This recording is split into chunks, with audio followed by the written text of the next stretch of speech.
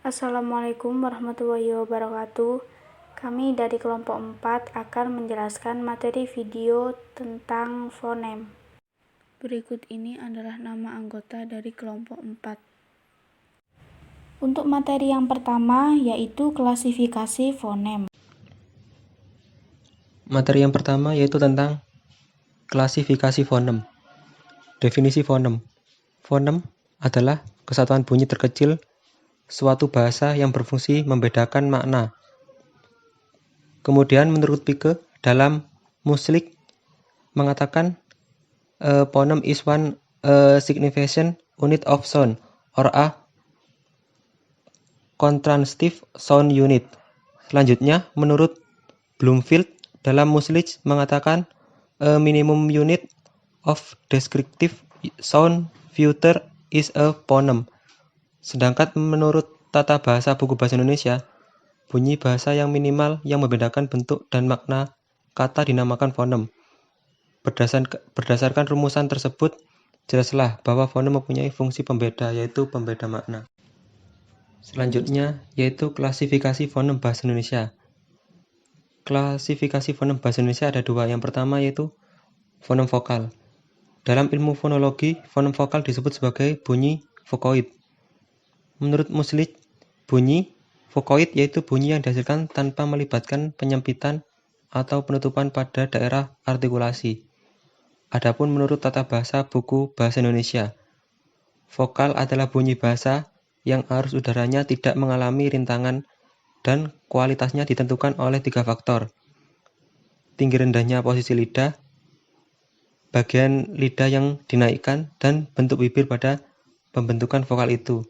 Jadi, dapat disimpulkan bahwa vokal adalah bunyi bahasa yang tidak mengalami penyempitan rongga udara dan dipengaruhi oleh alat ucap manusia.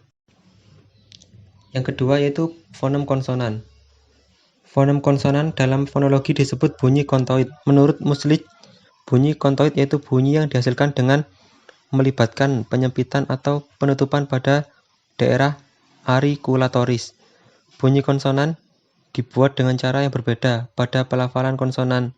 Ada 3 faktor yang terlibat: keadaan pita suara, penyentuhan atau pendekatan berbagai alat ucap, dan cara alat ucap itu bersentuhan atau berdekatan. Jenis fonem dalam bahasa Indonesia. Fonem dalam bahasa Indonesia terdiri atas fonem vokal atau huruf hidup dan fonem konsonan atau huruf mati. Berikut penjelasan dari keduanya. Vokal. Vokal adalah bunyi ujaran yang tidak mendapatkan rintangan pada alat ucap saat dikeluarkan dari paru-paru. Tidak terjadi kontak antara alat-alat ucap. Vokal dibagi menjadi 2, yaitu vokal tunggal, monoftong, yaitu vokal yang hanya terdiri atas 1 fonem saja yang meliputi a, i, u, e, o, dan vokal lengkap atau diftong, yaitu gabungan dari 2 vokal yang menyatu yang meliputi ai, au, oi.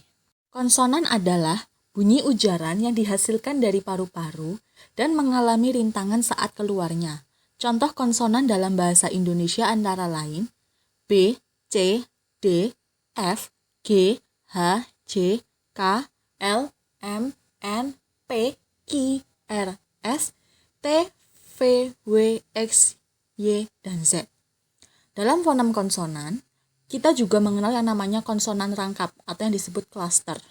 Contoh klaster pada kata drama, tradisi, film, modern. Perubahan fonem. Perubahan fonem bahasa Indonesia bisa terjadi karena pengucapan bunyi. Ujaran memiliki pengaruh timbal balik antara fonem yang satu dengan yang lain. Macam-macam perubahan fonem antara lain akan dijelaskan di bawah ini. 1. Alofon. Alofon adalah variasi fonem karena pengaruh lingkungan suku kata. Contoh, simpul-simpulan.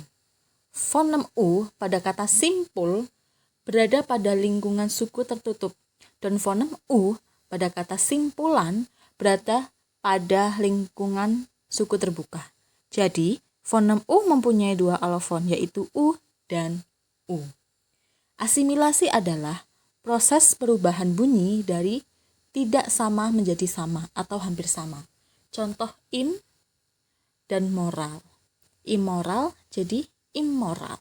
3. Desimilasi adalah proses perubahan bunyi yang sama menjadi tidak sama. Contoh, sajana menjadi sarjana.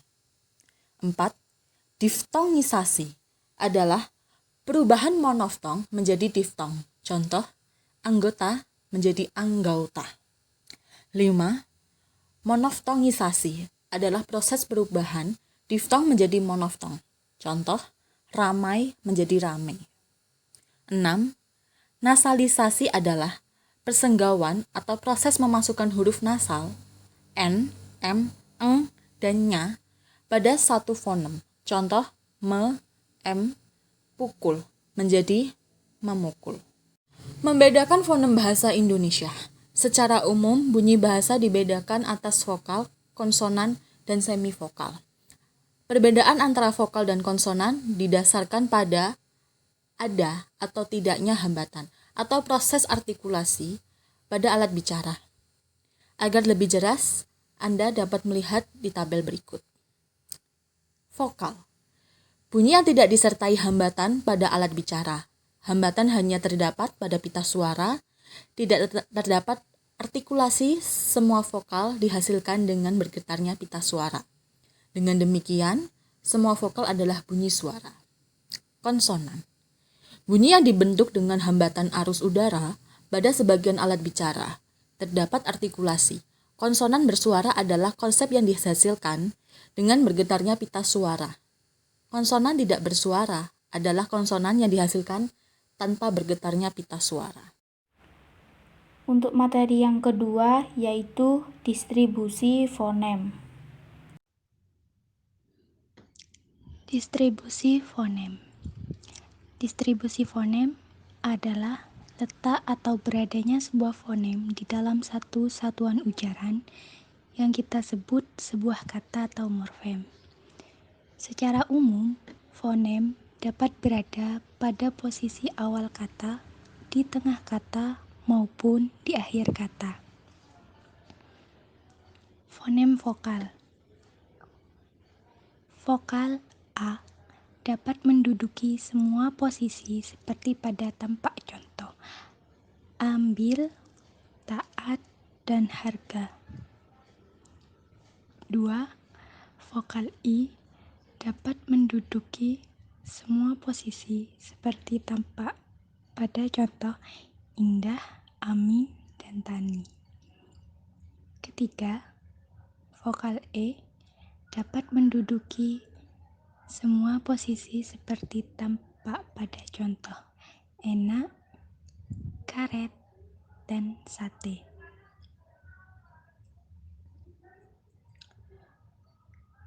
Yang keempat, vokal U dapat menduduki semua posisi seperti tampak pada contoh udan,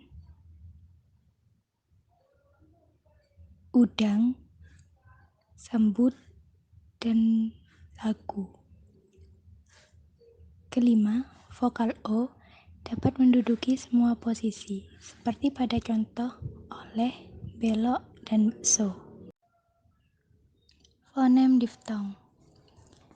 Diftong sendiri ialah dua vokal yang diucapkan sekaligus atau gabungan vokal.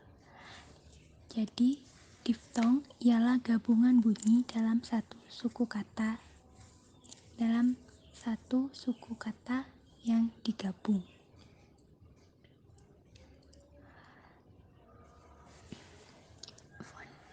Fonem diftong yang pertama, yakni diftong AW, dapat menduduki posisi awal dan posisi akhir. Contohnya aula dan pulau. Tidak dapat menduduki posisi tengah.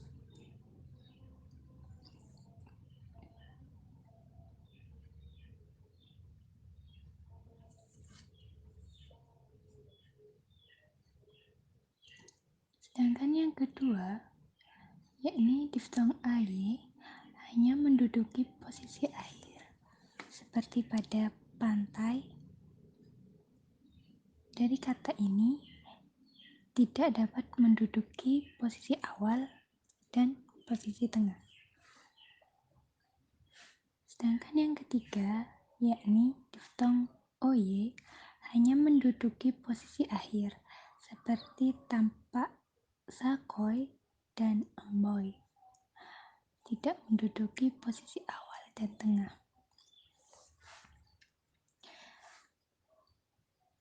Fonem konsonan. Konsonan yang pertama, konsonan B, dapat menduduki posisi awal, posisi tengah, dan posisi akhir, seperti tampak pada bambu, timbul, dan sebab. Namun, pada posisi akhir, sebagai koda, posisinya mendua, maksudnya sebagai fonem B, dan dapat pula sebagai fonem P. Yang kedua, konsonan P dapat menduduki semua posisi, awal, tengah, dan akhir, seperti contoh ikat, lipat, dan tutup. Yang ketiga, konsonan M dapat menduduki semua posisi, awal, tengah, dan akhir, seperti tampak pada contoh makan, aman, dan dalam. Keempat, konsonan D dapat menduduki semua posisi awal, tengah, dan akhir, seperti tampak pada contoh dari adat, abad. Namun, pada posisi akhir fonem D yang lazim dilafalkan sebagai bunyi T. Jadi, fonem D di sini adalah anggota dari arkifonem D. Kelima, konsonan T dapat menduduki semua posisi, awal, posisi tengah, dan posisi akhir. Contohnya, teri, hati, dan karet. Gugus konsonan. Gugus konsonan merupakan dua konsonan yang diucapkan sekaligus. Gugus konsonan yang pertama, BR, dapat menduduki posisi awal dan posisi akhir, seperti pada kata Brahmana dan Labra.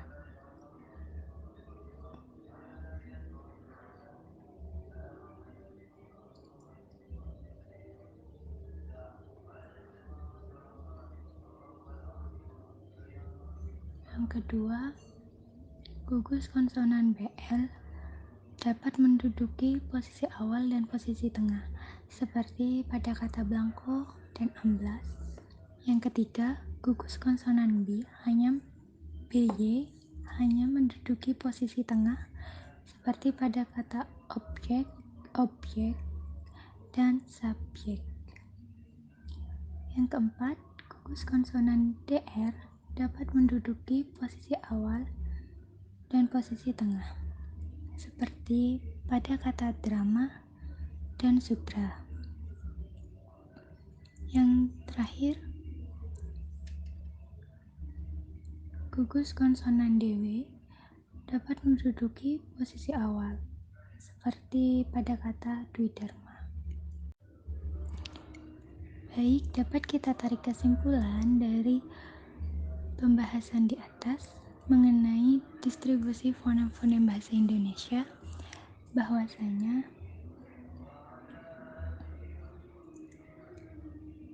yang pertama, semua fonem vokal dapat berdistribusi pada semua posisi awal, tengah, dan akhir, kecuali vokal A yang hanya berposisi pada awal dan tengah, tetapi tidak dapat berposisi pada akhir.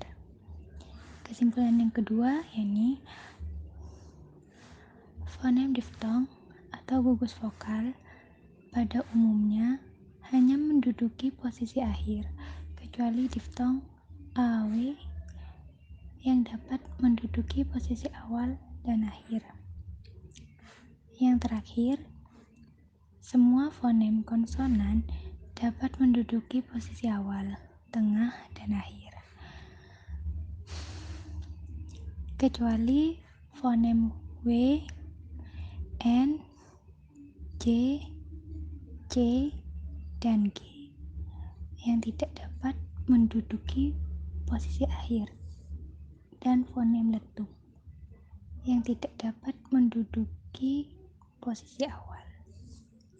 Dan materi yang terakhir yaitu realisasi fonem. Realisasi fonem bahasa Indonesia. Realisasi merupakan pengungkapan yang sebenarnya dari ciri atau satuan fonologis, gramatikal, atau sematis. Realisasi fonem sebenarnya sama dengan bagaimana fonem itu dilafalkan. Hanya masalahnya kalau orang Indonesia melafalkan fonem-fonem bahasa Indonesia sangat banyak sekali variasinya. Hal ini berkenaan karena bangsa Indonesia terdiri dari berbagai etnis, berbagai bahasa daerah, sehingga ketika melafalkan fonem bahasa pasti dipengaruhi oleh sistem fonologi daerahnya. Realisasi fonem terbagi menjadi dua macam, yaitu fonem vokal dan fonem konsonan. Yang pertama, fonem vokal yang terdiri atas fonem I. Fonem ini mempunyai dua realisasi. Yang pertama yaitu direalisasikan sebagai bunyi I apabila pada silabel terbuka atau silabel tanpa berkoda, seperti pada kata lidi, kini, dan sapi. Kedua, direalisasikan sebagai bunyi I apabila berada pada silabel tertutup, seperti pada kata batik, ambil, dan lirik. Fonem E. Fonem ini mempunyai dua macam realisasi. Yang pertama, direalisasikan sebagai bunyi E apabila berada pada silabel terbuka, seperti pada kata sate dan berabe. Kedua, direalisasikan sebagai bunyi E apabila berada pada silabel tertutup, seperti pada kata monyet, karet, dan ember. Fonem A. Fonem A secara umum direalisasikan sebagai bunyi A baik berada pada awal kata, tengah kata, maupun akhir kata, seperti pada kata apa, padam, dan dua. Fonem E. Secara umum direalisasikan sebagai bunyi E seperti pada kata kera dan Maret. Fonem U. Fonem U mempunyai dua macam realisasi. Yang pertama, dilafalkan sebagai bunyi U apabila berada pada silabel terbuka, seperti pada kata ibu, susu, dan tunggu. Kedua, direalisasikan sebagai apabila berada pada silabel tertutup, seperti pada kata kasur, libur, dan tangguh. Fonem O. Fonem O mempunyai dua macam realisasi. Yang pertama, direalisasikan sebagai bunyi O apabila berada pada silabel terbuka, seperti pada kata toko, bakso, dan soto. Kedua, direalisasikan sebagai bunyi O apabila berada pada silabel tertutup, seperti pada kata tokoh dan besok. Yang kedua, realisasi fonem konsonan, yaitu fonem B, mempunyai dua macam realisasi. Yang pertama, direalisasikan sebagai bunyi B apabila berada pada awal silabel, baik silabel terbuka maupun tertutup, seperti pada kata bagus, kabur, dan bantal. Kedua, direalisasikan sebagai bunyi B atau P apabila berposisi sebagai koda pada sebuah silabel, seperti pada kata sebab diucapkan sebab menggunakan B dan sebab menggunakan P. Fonem P direalisasikan sebagai bunyi P baik sebagai onset pada sebuah silabel maupun sebagai koda. Namun perlu dicatat, fonem P pada awal kata bisa diberi prefiks me atau pe, akan luluh atau disenyawakan dengan bunyi nasal yang homogen sealat ucap. Misalnya pada kata me ditambah pilih jadi memilih, pe ditambah milih jadi pemilih, me ditambah motong jadi memotong, pe ditambah potong jadi pemotong. Fonem N. Fonem ini secara umum direalisasikan sebagai bunyi N, seperti pada kata nanas, pinang, dan iman. Fonem W. Fonem ini secara umum direalisasikan sebagai bunyi W, seperti pada kata waris, awan, bawal, dan wow. Fonem F. Fonem ini secara umum direalisasikan sebagai bunyi F, seperti pada kata fikir, kafe, dan aktif. Fonem D mempunyai dua macam realisasi. Yang pertama, direalisasikan sebagai bunyi D apabila berposisi sebagai sebuah onset pada sebuah silabel seperti pada kata daging, hadis, dan dada. Kedua, direalisasikan sebagai bunyi T dan D bila berposisi sebagai sebuah koda pada sebuah silabel seperti pada kata abad, diucapkan abad menggunakan D atau abad menggunakan T. Itu fonem T. Fonem ini secara umum direalisasikan sebagai bunyi T. Seperti pada kata latih dan rebut. Namun perlu dicatat fonem T pada posisi awal kata bila diberi prefiks me atau prefiks pe akan luluh atau disenyawakan dengan bunyi nasal yang homorgan. Misalnya seperti me plus tari menjadi menari. Me plus tumbuk akan menjadi menumbuk. Selanjutnya yaitu fonem N. Fonem ini secara umum direalisasikan sebagai bunyi N, baik sebagai onset maupun sebagai koda pada sebuah silabel. Misalnya nama, panas, dan asin. Fonem L. Fonem ini direalisasikan sebagai bunyi L, baik sebagai onset maupun sebagai koda pada sebuah silabel, seperti pada kata lari, halal, dan batal. Fonem R. Fonem ini direalisasikan sebagai bunyi R baik sebagai onset maupun sebagai koda pada sebuah silabel. Misalnya pada kata ribut, karet, dan kabar. Fonem Z. Fonem ini direalisasikan sebagai bunyi Z bila sebagai onset pada sebuah silabel. Misalnya pada kata zaman, zakat, dan zam-zam. Bila sebagai koda akan dilafalkan sebagai bunyi Z atau S. Misalnya pada kata aziz bisa dilafalkan menjadi asis. Fonem S. Fonem ini direalisasikan sebagai bunyi S baik sebagai onset maupun sebagai koda pada kata seperti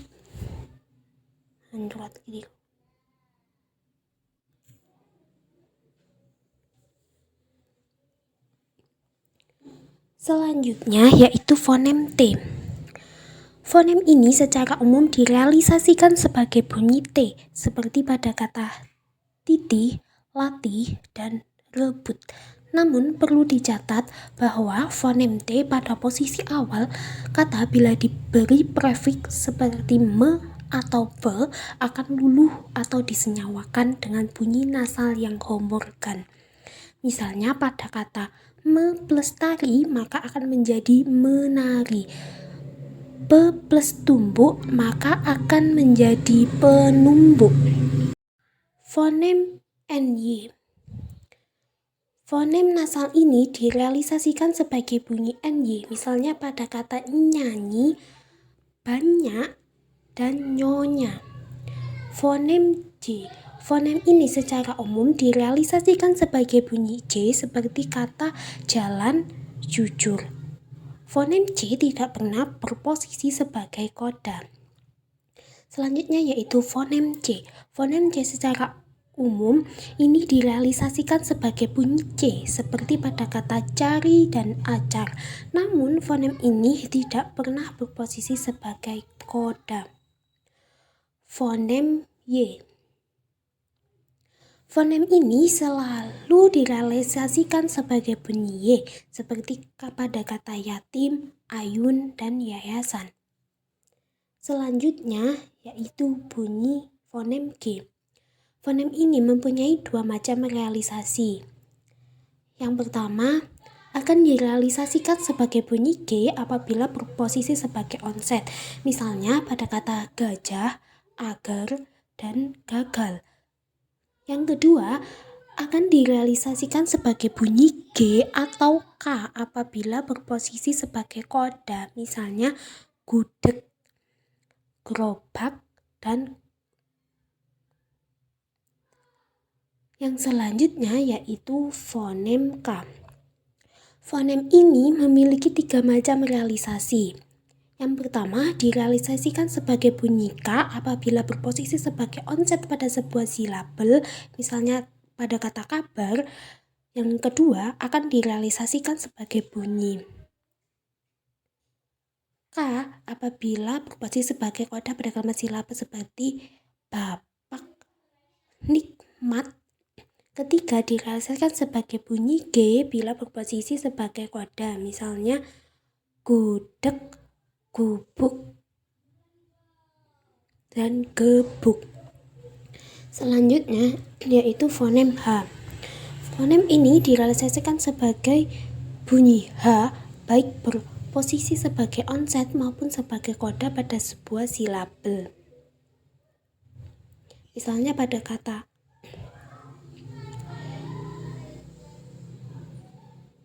sehat dan lebih. Selanjutnya yaitu fonem X.